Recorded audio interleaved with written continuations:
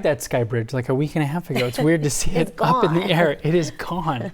All right, there's a growing debate this morning over how Houston is spending taxpayer dollars, whether the numbers behind it tell the full story. New data shows the fire department racking up millions in overtime costs, but firefighters say those figures are missing critical content. Devon Roming joins us live. And Devon, there's definitely a disconnect here. Yeah, there is indeed. That's because city leaders are zeroing in on the total cost of overtime, while firefighters say that total cost on paper isn't really capturing what's at play here. Now, a new financial report from Houston City's controller, Chris Holland, shows the fire department has spent $73 million on overtime since the current budget began last June, including another $22 million added just this month alone. The controller's office notes that number is higher than the department's typical yearly average, but firefighters argue those figures don't reflect the full picture, saying overtime is being driven by a lack of manpower, not mismanagement.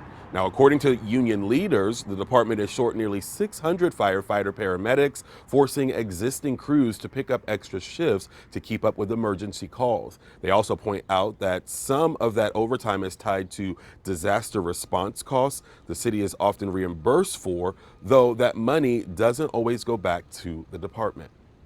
Again, I want to acknowledge the $5 million reduction from last year, but that's $5 million on a much larger pile that hasn't been addressed.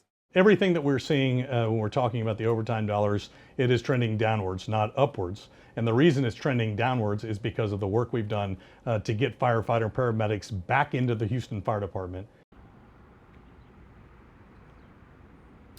Now, in response to all of this, Houston Mayor John Whitmire released the following statement saying, in part, HFD has spent the past year undergoing a review of operations and budgeting, including overtime, saying overtime is necessary to protect both residents and guests, and this is not the time for the controller or anyone else to politicize the resources. Meanwhile, leaders in the department say they do expect the numbers to continue to go down, those overtime numbers, as hiring continues to increase. We're now reporting live in Houston, Devon Roming, KHOU 11 News. We'd like to see a positive resolution to it all for our city. Thank you, Devon.